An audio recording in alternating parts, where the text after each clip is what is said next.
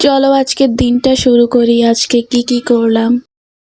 তো সকালে ঘুম থেকে উঠে আমি প্রথমে আজকে আমার বিছানার চাদরটা উঠিয়ে নিয়েছিলাম, কারণ আমার আজকে এটা ক্লিন করতে হবে। এরপর আমি আমার জন্য একটু চা বানিয়ে নিচ্ছি।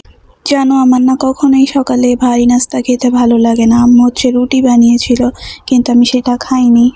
তারপর আমি আমার পরের টেবিলটা একটু ক্লিন করে নিচ্ছিলাম, কারণ এগুলো 2 দিন পর পর এত ময়লা হয়। 2 দিন পর পর না, বলতে গেলে প্রতিদিন এত ময়লা হয়, কিন্তু প্রতিদিন তো আর ক্লিন করা যায় না এমন। এরপর আমার আম্মা আমাদের গাছ থেকে একটা জামপুরা এনে দিল। আমাকে বলল যে এটা একটু কেটে দেওয়ার জন্য, তো আমি সেটাই কাটছিলাম আর কি। তো আমি এখানে জামপুরার খোসাগুলো ছুলে নিচ্ছিলাম।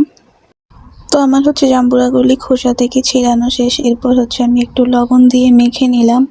ব্যাস, আমার মাখা শেষ। আমি এখন এইভাবে খাবো, আম্মুকেও দিব।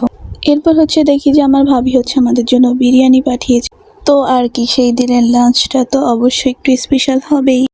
তা আমি বিরিয়ানি প্যাকেট থেকে খুলে দুপুরের খাওয়াটা শুরু করছিলাম। দুপুরে সেই দিন আমি শুধু বিরিয়ানি খেয়েছি, সালাদ আর কাঁচামরিচ।